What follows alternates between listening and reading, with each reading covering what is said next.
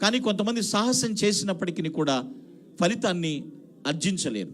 కానీ దేవుని భక్తుడిగా పేరు పొంది ఆయన్ని వాక్యంను శిరసాహిస్తున్నటువంటి నాయకుడిగా ఆత్మీయ మనస్సు కలిగి తన సామర్థ్యంతో తన ప్రతిభతో అనేకుల జీవితాల్లో వెలుగు జ్యోతులను నింపాడు ఆయన. అందుకనే ఆయన జ్ఞాపకం చేసుకున్నట చాలా ప్రాముఖ్యమని నేను భావిస్తూ ఉన్నాను పిల్లరా. ఈరోజు ఇక్కడ కూర్చున్నటువంటి మనమే కాదు, ప్రపంచవ్యాప్తంగా ఆయన ఎరిగిన ప్రతి ఒక్కరూ పండుగ చేసుకుంటారు.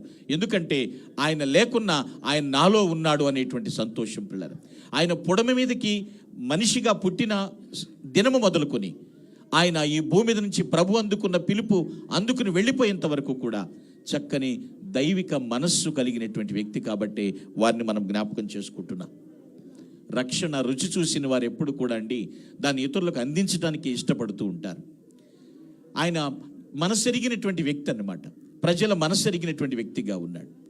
రెండవది ఆయనలో ఉన్న సుగుణం, ఆయన జ్ఞాపకం చేసుకున్నట్లు ఉన్న ప్రాముఖ్యత ఏమిటంటే, అక్కడ ఇంగ్లీష్ బైబిల్లో 13వ వచనం ఉంది, తెలుగు బైబిల్లో 14వ వచనం. To stir up reminding you అంటున్నాడు. సెకండ్ థింగ్, రెండవది ఏమిటంటే he use it to stir others. ఆయన ఆత్మీయ మనస్సు మాత్రమే కలిగి ఉండడం కాదు, ప్రజలను చైతన్యపరచుట, ప్రజలను రేపుట, అభివృద్ధి దిశ వైపు నడిపించుట. He use it to stir others. అనేకుల్ని ఆయన చైతన్యపరిచారు. మీరు ఇలాగ ఉండడం కాదు, మీరు చైతన్యవంతులు కావాలి, మీరు ప్రతిభావంతులు కావాలి, మీరు ప్రయోజకులు కావాలి, మీ జీవితాలు పునరుద్ధరించబడాలి అని అనేకులను చైతన్యపరిచారు ఆయన. ఉన్నంతకాలము రేపుట అంటే మంచి కొరకు ప్రేరేపించుట అనేది చాలా న్యాయసమ్మతమైందండి. నీతిమంతులు దైవాత్మ ప్రేరణతో తన ప్రజలను రక్షిస్తారు, తన ప్రజలను చైతన్యపరుస్తారు. స్తబ్దుగా ఉండిపోవడం ఆయనకి ఇష్టం లేదు.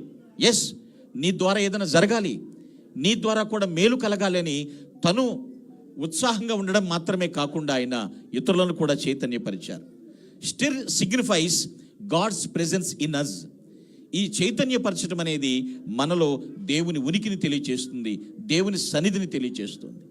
ఎంకరేజ్మెంట్ చేయాలి. కొందరు ఎంకరేజ్మెంట్ చేస్తూనే ఉంటారు. అలాంటి నేతల్లో మహానేతగా డాక్టర్ వైఎస్ రాజశేఖర రెడ్డి గారు జీవించారు. అనేకులను చైతన్యపరిచారు. ఆల్బర్ట్ ఐన్స్టీన్ అన్న ఆయన ఇలా అన్నారు, stir is most important than knowledge అన్నాడు. జ్ఞానం కన్నా చైతన్యపరచడం చాలా ముఖ్యం. సబ్జెక్ట్ ఎంతన్నా కలిగి ఉండొచ్చు, కానీ దాన్ని ఇతరులకు అందించాలి, ఇతరులను కూడా ప్రగతి వైపు నడిపించాలనేటువంటి తృష్ణ కలిగిన నాయకుడు కాబట్టి వారిని జ్ఞాపకం చేసుకున్నట మనకి ఈరోజు చాలా ప్రాముఖ్యమైనటువంటి విషయం. నేను ముందే చెప్పాను, 16వ వర్ధంతి అంటారు, కానీ ఆయన్ని జ్ఞాపకం చేసుకున్న వారికి ప్రతిరోజు కూడా సంతోషాన్ని అనుభవిస్తూ ఉంటారు పిల్లలు. Yes, he use it to stir others. ఆ మాట అదే చెప్తున్నాడు. దేవుని ద్వారా మనస్సు పురికొల్పబడితేనే ఏదైనా సాధ్యమవుతుందండి.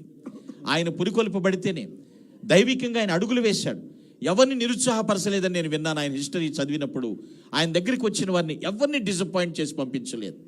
అందరినీ కూడా ధైర్యపరిచి ప్రోత్సాహపరిచి పంపించారు. అదే ఇక్కడ అంటున్నాడు, నేను బ్రతికినంత కాలము అంటే లక్ష్యాన్ని ఛేదించేందుకు హృదయంలో ఏం పెడుతున్నాడు, ఒక ప్రేరణ కలిగి ఉన్నారు ఆయన, ఒక ప్రత్యేక ప్రేరణ.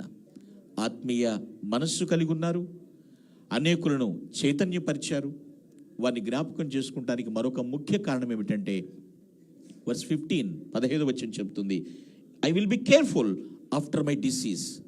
మృతి పొందిన తరువాత కూడా నేను జాగ్రత్త చేస్తాను అంటున్నాడు ఇక్కడ.